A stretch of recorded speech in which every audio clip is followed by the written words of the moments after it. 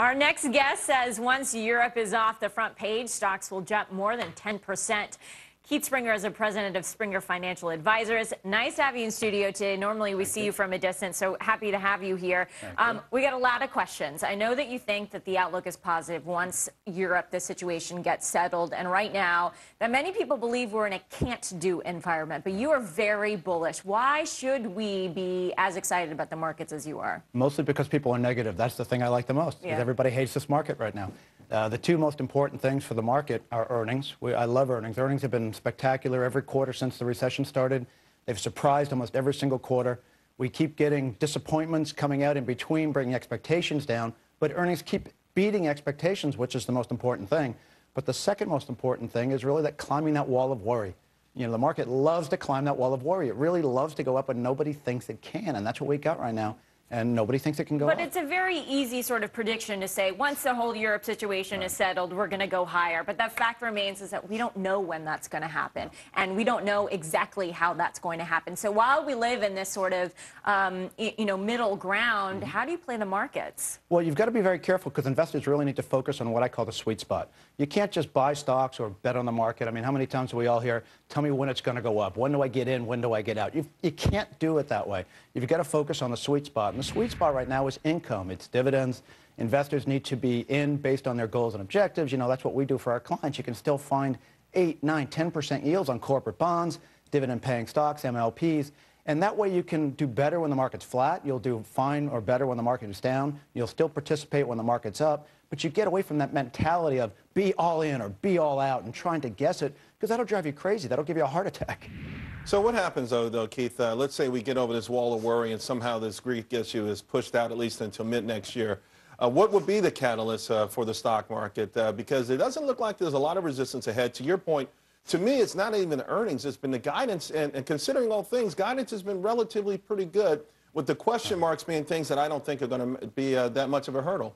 Well, you're exactly right. You hit it right on the button. Earnings have been better than expected, and earnings really are what drives stocks. We're finding this equilibrium in corporations where they're making as many products and services as demand is. So you're seeing earnings come out. Unfortunately, you're seeing a lot of people unemployed because of it. Earnings are what's going to drive stocks. You hit it right on the button again. Greece is not going to be solved in the next couple of months. We just need to get it off the front page, out of our mind for a while. You know, eventually the demographics of the whole developed world come into play. Eventually deleveraging. I mean, let's face it, the whole, developed world is over-leveraged at this point. We've got to deleverage. But in the next few months, at least for the fourth quarter, maybe for the first part of next year, I'm pretty positive. Again, those overhangs hit us pretty hard next year. But I'm just talking immediately. I can see a pretty good boost because that wall of worry is really there. People are pretty negative, and that's what I like most about this market right now.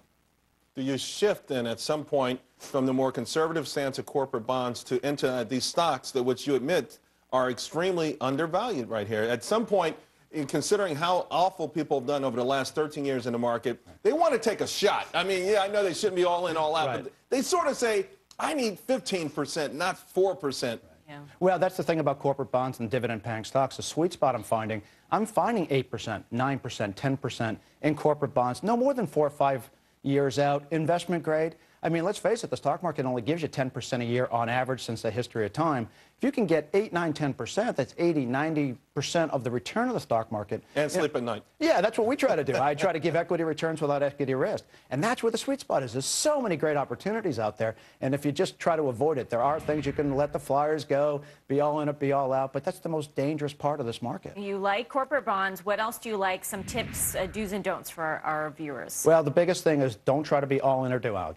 The worst thing you can do is try to time the market on a daily or weekly basis. One thing to time it on a cyclical basis, like, for instance, when this market is over, when the deleveraging situation gets so much where it's a huge wall we can't get over it, when the demographic situation where there aren't enough spenders in our economy becomes such a wall we can't get over it, that might be the time to step back and completely get out.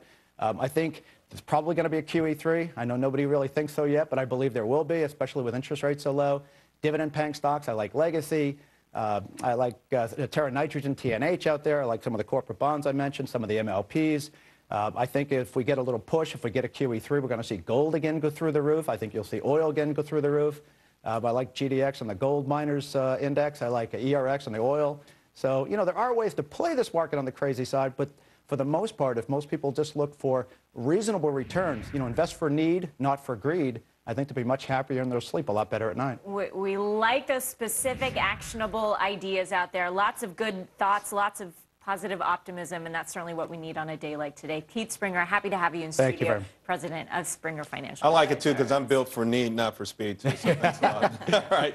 Much more to come this hour, including a new flat tax plan from Texas Governor and presidential hopeful Rick Perry. We're going to tell you what it could mean for your tax bill just ahead.